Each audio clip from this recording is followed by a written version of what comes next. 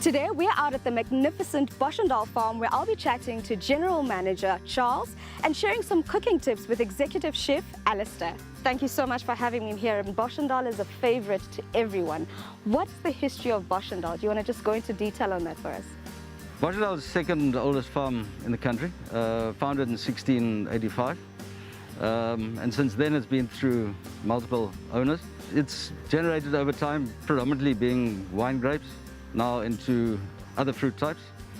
And over the last 2 years, the approach towards looking after the soil, looking after plant health, human health has become predominant in our agenda. I mean, this garden is an example.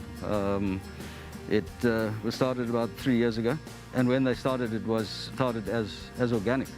And those are the living principles of this. Every farm has its own way of doing things. What would you say is the specific philosophy here at the Boschendal farm? It's about the cycle. It's about people, planet, community. It's a circular-based idea. So whatever we're doing has got to benefit everyone. And then today we've decided to focus on two very humble and simple vegetables, which is the beetroot and the carrot. Beetroots and carrots, basically a growing cycle is 3 months. So from the day you put the seed into the ground until you harvest, it's 3 months. Both are very, very healthy plants, both very high in calcium and fiber. But also the produce that we grow here is predominantly grown for our own restaurants. So we don't grow them into big beetroots.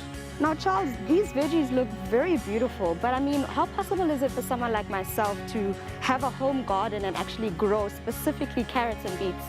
It's incredibly easy. You've got a little bit of soil somewhere, they grow incredibly easy. Grow them by seed. It's literally 3 months from the day that you plant them to the day you harvest them. If you don't want to grow it from seed, you can go to a nursery and you can buy the little plants, which means you harvest after about 2 months. You touched earlier on the regenerative practices that you have here on Boschendal, as well as sustainability. Can you tell us more about that as well? What we're doing with regenerative agriculture is we're trying to get nature back in balance in the soil. And the way that we're doing it here is we use a lot of the different components of the farm. We grow a cover crop, and nature is supposed to have diversity. So nothing is monoculture like when you see a wheat farmer which has just got one variety. We plant up to 20 different species of different plants together, and it's all about building up carbon content in the soil. And the general rule is if you can increase the carbon content in the soil by 1%, you can store about 170,000 litres more water per hectare. Once you get to 3% carbon, then nature's almost got back into harmony. So then this is where the regenerative part of it comes in. It's the whole cycle of nature coming back into the correct cycle. Less man-made inputs. We have to get it in, but once it's going, it manages itself. And we can see it in the benefits with healthier fruit trees. You need to spray less. It's healthier fruit for people to eat. That's basically our whole approach to regen. Talk about farm to table. We've done the harvesting with Charles, and now it's time to get cooking and eating with Chef Alistair. Chef Alistair. Hi. How are you? Good, yourself? Awesome, thanks. Thank you so much for having me here. Welcome. As you can see, I harvested quite a bit of stuff here, and I know you've got a lot of things on the menu for us today. We're going to be cooking with some beetroot and carrots, and while I'm putting together some delicious summer-style salads, I've got a little beetroot and peanut butter smoothie for you. Thank you. Just to revitalize you after all your harvesting. And you can also snack on some dehydrated beetroot and beetroot hummus. It tastes gorgeous, but enough of my munching, Chef. Let's get into it. What exactly do we need for this? Okay, so we'll start off over here. We've got a take on beef tartare. Okay. So a nice vegetarian option if you like, also a nice summer salad. Beetroot tartare. So we've roasted the beetroot on the fire to give it a nice smokiness, just charred the skin lightly to give it nice texture. And we're going to be cutting that up with some classic tartare accompaniments, gherkins, capers and red onions. And then on this side we've got some gem lettuce that we've also harvested from the garden with some pickled red onion.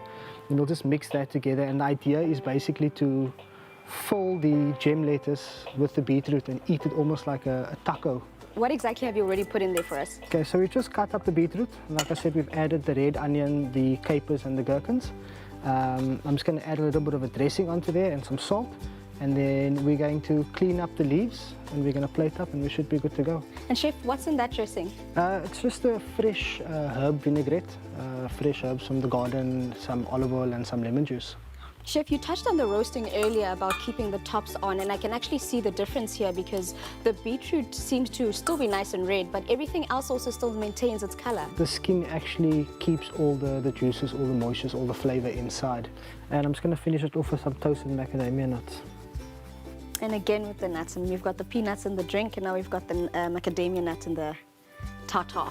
Yeah, these vegetables, they eat well with a nutty flavor profile. So.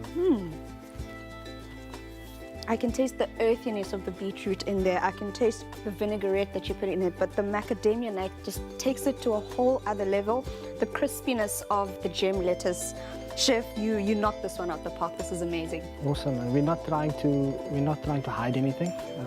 The vegetables are the heroes here, so we want to showcase the flavor profiles as much as possible, not adding any unnecessary flavors in there to take away from the hero of the dish, which is the beetroot and the fresh gem lettuce and all those. From one star to another star. Now we're focusing on the carrots. Okay, let's put the salad together. Can I ask you to cut those roasted carrots in half for me? Okay.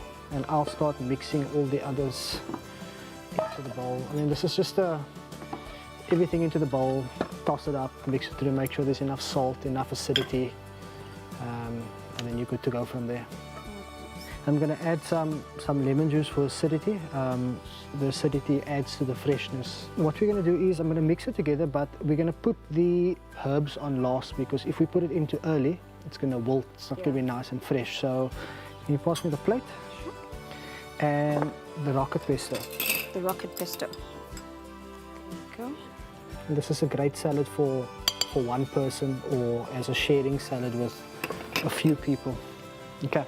Can you add some of those delicious herbs into there for me? So a handful of coriander, a handful of, there we go. We're not shy. Just a little bit more. And then just let's finish up with the lemon scented olive oil. Oh, lemon scented olive oil. Just drizzle it in there. More? Yep, Is that enough? that's perfect. And toss it, I guess. You can add some salt in there. A lot of people don't add salt or seasoning to their lettuce or their herbs and things, but I mean it adds a beautiful flavor profile. Okay. Very rustic salad, I see.